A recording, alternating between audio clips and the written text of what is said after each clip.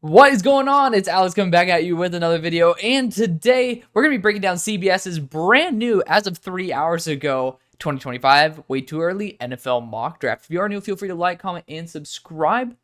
I would love for you guys to join the community. Below my face is my board. As a matter of fact, it is going to be radically changing in the very few coming days because probably tomorrow we're going to be having my corner rankings coming out for the top corners in the 2025 NFL draft. So we're already going to be going through, hell, we've gone through the wide receivers, the defensive interior. Now it's going to be the corners as well as all of the quarterbacks. We got the top at all of those other three, and then also all of the quarterbacks. Check those out. We're going to be pretty much having enough to really shift the scales here, so I'm super excited for that.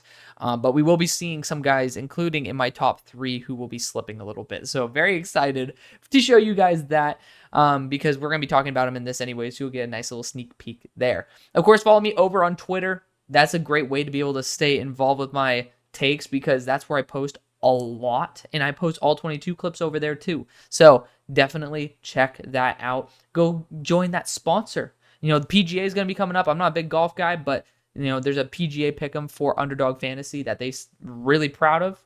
Beats me. But they're honestly a brand that's supported me a lot, and I love them to death. So you can use my code when you sign up. You get a 50% deposit match up to $250 absolutely free to you. So, check that out. It's awesome. Great company. It sends me $60 as well, which is always appreciated in the down season. Let's get right into this, though. Starting out with the number one overall selection, we got Carson Beck going to Carolina Panthers. Carson Beck ended up, I think, being my number 3 overall quarterback. And, he has pretty much everything I think Kenny Pickett had to offer, but a little bit more. And that to me is probably going to end up being in my top 32. So Carson Beck's a good quarterback. I have nothing wrong, or I have no negative thoughts towards him. Just maybe not the number one overall pick in terms of his overall ceiling, but good player. Good player. I don't think that he should be going to the Panthers, but at this point, this is just a pretty much probably a Super Bowl odds. I assume that's the case. I should have probably checked it out before, but who gives a shit at this point? But essentially, I'm using this more as an opportunity to highlight players rather than just the actual fit. But in this case, obviously, I would still go with Bryce Young for one more year. This class has unbelievable talent. At pick number 2, we got James Pierce. Probably going to be getting to edge rusher after the corners. I think that's going to be the best way to do it because that way we'll be pretty much rounding out the really fun positions to talk about in the NFL draft, or at least the guys at the top, because that's kind of the point. These top of the drafts are pretty much going to be top, whatever it's going to be 8 to 15 dudes who are going to be essentially in the top 3 rounds. So you guys understand every player that are brought up in these videos. But James Pierce, phenomenal edge rusher. I loved him. Last year he popped off. I didn't even know about him pretty much until early part of last year when I was trying to watch Tyler Barron. So good for him. Mason Graham is at pick number 3. I like Mason Graham. He's my top interior defensive lineman. I think he's getting a little bit overhyped right now. He's a really good block shedder, and to me, that's a very valuable asset, but he gets moved way too easily for 320 pounds. It's a big issue that Michigan has with their D-line. They have awful anchors, and I seriously don't understand why. But, Mason Graham's a very talented player. To me, he is essentially a bigger version of Jerzon Newton with no aura. And I think that's perfectly fine. So he's going to probably end up being like top 10 to 15 on my board. There's certainly going to be some dudes who end up slipping a little bit, but, maybe he ends up being top 20, but he's still a first round pick. In my eyes, I have him as a fringe starter because it's just very difficult for defensive interiors to really garner that type of respect when they can't really hold their ground. So we'll see what happens with Mason Graham in my overall board. But Travis Hunter is listed as a wide receiver going here at pick 4. I did officially grade Travis Hunter as a corner, and you'll be able to see that this coming week. I'll eventually wrap back around and watch him as a wide receiver, but I wanted to I thought of him as a corner, number one player coming out of high school. And, I think that he should be tested as a corner. But we'll see what he is as a wide receiver. It didn't necessarily pop off to me when I was watching Shedeur Sanders as somebody who is can't miss.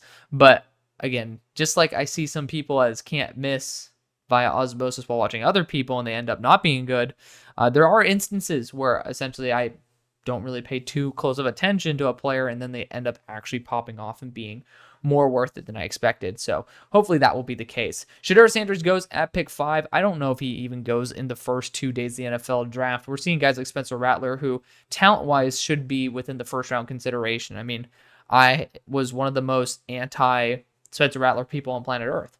I still had him top 100, right?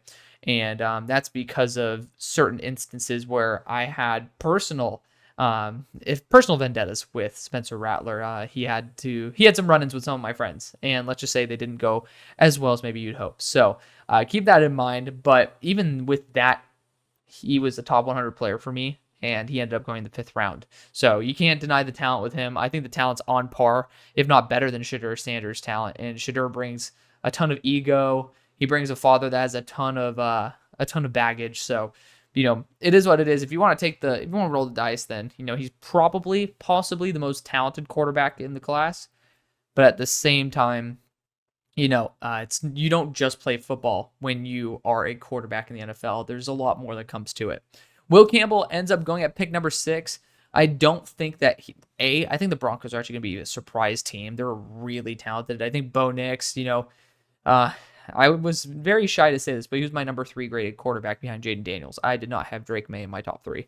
But, I really love what they're building here. I know that I'm probably not right about Bo Nix being QB3 overall, but it's just something that, that's the reason I didn't do a quarterback video as well. There's just too much hate out in the ether, so to speak. And, you guys can always see my board below my face. So I don't always need to tell you exactly what I think, because that's what that's there for. But Will Campbell, I don't think he's a left tackle. I think he's a left guard. I think he's going to be a damn good left guard as well. But, certainly am a bit concerned because I just don't think that he's going to work out as a left tackle. He has 33-inch arms, and the lack of length certainly pops up when you see him going against actual edge rushers with legit edge rusher length. Deone Walker is selected at pick number 7 to the Arizona Cardinals. 6'6", 340 pounds. He's ridiculously sized, and he has really quick feet. He has some very quick pass rush wins, and that's super cool. But the fact is, this guy stands up as if, he's trying to be the tallest player on the field rather than, necessarily the most effective. And when that happens, he's not the best in terms of balance. He does end up on his ass, unfortunately, a little bit more than I'd like. And he's a bit too inconsistent for me. But, for me, I think he's a really good developmental defensive interior player with a sky-high ceiling. I would not take that at pick 7. At pick number 8, you got Ben Morrison here. Ben Morrison will, spoiler alert, be ending up as my number 2 player in the draft. So, the top 2 guys, I'll spoil my video, they are secured at the moment. Ben Morrison's a very talented defensive back, very well balanced, maybe not the best in terms of run support, but, he's, I don't really understand what they're saying big and physical. He's a physical player, but I would not classify 6', 185 as big and physical. It seems like a copy and paste, but, it is what it is. We don't trust CBS for their analysis. We kind of just do it because they actually pump out new content. And it's a way for us to talk about some new player to scheme fits. But Ben Morrison still would be a good addition for the Vikings. I just don't know if he brings the physical profile that Brian Flores would like. Luther Burden goes at pick 9 to the Saints. He's going to be a little bit lower on my board. I have a receiver video out. It's very, very controversial. I understand. I don't make content to be controversial. Every single year, we have initial rankings that get absolutely blown out of the water. So I don't really know why it's that insane to have a differing opinion than the consensus at the moment. But Luther Burden's one of the more talented players in the class. I just think that he has an awful motor. He plays at 50% speed the majority of the time. If we're talking about A.D. Mitchell having some poor reps in there, and having to drop because of that, I don't know why we can't apply that to somebody who doesn't have a 6'2", 6'3" frame at 4.3 speed. So Luther Burden, really good overall. Again, I comped him to Deontay Johnson just with a LSU Terrace Marshall's mentality. Then at pick number 10, you got Quinn Ewers going to the Raiders. I think Quinn Ewers is a pretty mediocre quarterback. I have a full video out on it so you guys can see my actual opinion there. Quinn Ewers is somebody who I was really rooting for. So a lot of these players, I never root for a player not to be good. I pray to God that they're good every time because I want, who doesn't want awesome ass football, especially the quarterback position, especially when we have to talk about it for a full year. Quinn Ewers certainly isn't that. He has some really good streaks in there, and I love that about him is the fact that he at least has potential to develop into a more consistent quarterback. But one of the worst deep balls I've seen, he's sub 200 pounds, has had injuries in the past. There's just a lot that you could definitely mark down as a negative for Quinn Ewers. I don't think he'd be an upgrade for the Raiders. Then you got JT Tuimoloau going to the Seahawks. Big physical freaky edge that just hasn't developed as fast as people wanted. I think that this is a respectable range for JT Tuimoloau. He's number 11 on my board at the moment. Probably won't be in the end, but we will see when that time comes. Tetairoa McMillan goes at pick number 12. He's my 12th overall receiver out of 12 I've graded. And that sounds insane, but if we're going to try to, pigeonhole Keon Coleman for not being able to separate, for being slow, Tetairoa McMillan is slower. Play speed wise, especially, he's slower. He runs routes a tenth of as good as Keon Coleman. His hands are spectacular. I mean, ridiculously talented hands. Like, you're talking about 2% drop rate, and dude can straight up snag any ball that's coming his way. That's awesome. And I'm happy for that. This is a great succession plan for Mike Evans. But he can't separate. I mean, we're talking about at all. Like, I'm talking about mediocre-ass college corners. This guy's getting zero separation. And that's why you have to see these contested catch reel plays. Imagine if there's a portion of the season where Tetairoa doesn't have one of those catches. I can guarantee you people are going to start complaining about the fact he can't separate. And his effort's inconsistent. And again, this is someone who I had as my number 7 player overall in the draft coming in. I was projecting this guy, I was like, I really like Jacob Cowing, but I love this guy even more. And he has great hands, like he could put up stats. And I was severely let down. It hurts because I really want Tet to be an absolute monster. And I'm hoping I'm wrong. Because again, this is somebody who, I still feel the pain of having to rank him that low. I want this guy to be my favorite player in the draft. But simply put, the 2023 tape doesn't say that. At pick number 13, Emeka Egbuka, another player who I actually listed as underwhelming going to the Pittsburgh Steelers. Just had a complete fall off last year in terms of production. You guys can see that right there. And when you actually watch him play, there was a regression in terms of his overall playmaking ability, his overall route running. I think that when it comes to those less aggressive cuts, like the 45-degree turn, then he's still perfect, right? He's damn near one of the best at running those very quick routes. But when it comes to actually developing higher end routes, this guy just doesn't do what he used to do, or at least what I thought he used to do. Isn't as good after the catch, doesn't separate the same way. So it's unfortunate, but Emeka Egbuka, I still have him as a very talented receiver. I think he is certainly still in my top 5, but at pick 13, especially to my Steelers, I would be a little bit more cautious. Kenneth Grant goes at pick 14 to the Colts. Freaky defensive interior. At 340 pounds, he makes some pass rush moves that I don't see from guys who are 309 pounds. But I also see him get moved in the run game the way someone who's 239 pounds can get moved. I don't really understand that.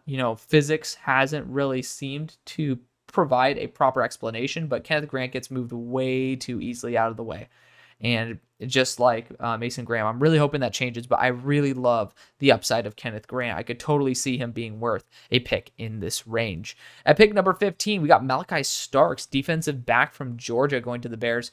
That fits right up their motto. I mean, they'll have 1 year left. I'm forgetting who they just brought on in free agency, but, they have 1 year left of the veteran they just signed. Again, slipping my mind. But pairing up with Jaquan Brisker for the long run is a killer 1-2 combo.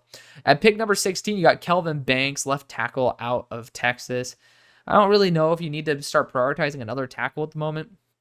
You could. Kelvin Banks is probably going to be worth, he's probably going to be in the 25 to 30 range when all is said and done. Hopefully he's lower than that because of how good the class is, but so far I haven't seen that type of trajectory from the class overall. At pick 17, we got Nick Scourton, edge rusher out of Purdue, but now at Texas A&M. So, freaky edge rusher, fits the physical profile the Browns look for. I could totally see them going after that.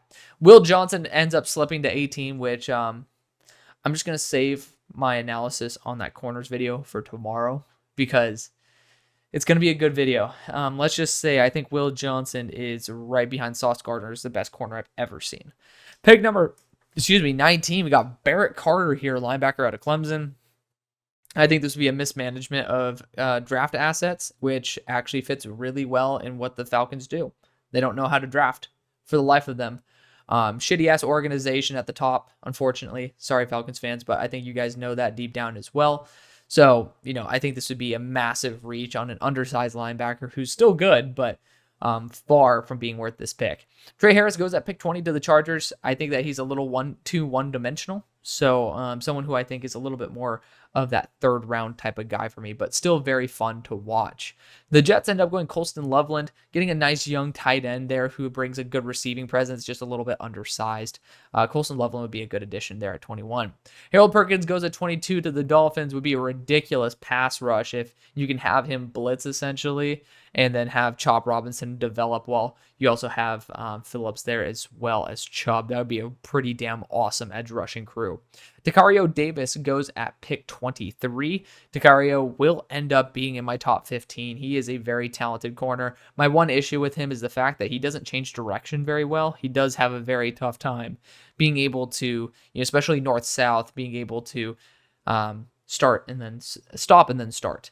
Then at pick 24, we got the Eagles going Jack Sawyer. This fits an Eagles profile. It's a developmental edge rusher, but I don't think Jack Sawyer is going to be worth a first-round pick. His identification of where the ball is really, really atrocious. But, as a football player, if you take that part out and assume that he knows where the ball is, he's a very good edge rusher. So it just really is the fact that he just sometimes is a deer in headlights, which, I usually prefer those guys to not be my first rounders. But Jack Sawyer still really talented player from Ohio State.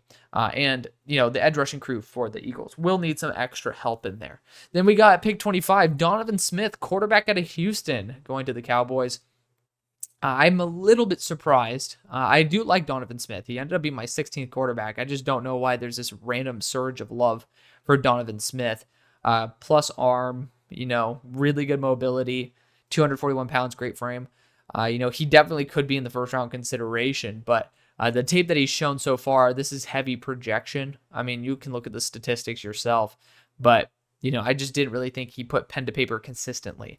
Then you got Smail Mondon Jr. going to the Texans at 26. I don't feel like they would, that D'Amico would end up prioritizing linebacker this early. Just doesn't seem like something he'd be really in the mood to do. At pick 27, Mikael Williams going to the Bengals. I would be scared shitless as a Steelers fan because that edge rushing crew, and you can even kick them to the inside on certain reps, would be a little bit overkill. Ashton Galote goes to the Bills. He's statistically a freak, but I didn't really see that translating to the NFL. Edge rusher still a good position to target. Princely Umamulan, speaking of edge rusher, out of Ole Miss, formerly out of Florida. He's someone who has great ankle flexion, great push on the pocket, somebody who I have a lot of respect for. Very excited to get to regrading him. Landon Jackson goes at pick 30. I just feel like they put him in here just because they want to put Humpty Dumpty into an image here, but Landon Jackson was a fringe second for me when I graded him last year. It's weird at 281 pounds and at 6'7" to be able to be a viable football player, but Landon Jackson is, and he's a freak. So it's intriguing to see if he can actually translate, but there's certainly some good reps in there that I would hope translate. Nazir Stackhouse, I hate to say it, but he's probably my least favorite defender pound for pound in this class, given the amount of hype that he gets. Yeah, just somebody who consistently was the last guy off the ball, just was the most underwhelming prospect that I studied going into last year. So I can't really see that changing that much, and to be completely blunt, I'm not going to be studying him for quite a while until I finish off grading the rest of the defensive interior class. Simply put, Nazir was extremely underwhelming to me, and it would be a miracle for him to be, to move up that much. Like an actual miracle. And that pick 32, you got Quinshon Judkins going to the Niners, as if they don't have enough running backs. They just want to toss one in there. This is one of the better running back classes that we've seen. We'll be confirming that or denying it in the coming weeks. But Quinshon Judkins, very talented player, transferring from Ole Miss to Ohio State, is a very interesting choice. But I don't really think the Niners should be going running back. But that's going to be the video. Thank you so much for watching. Love y'all. See you on the far side.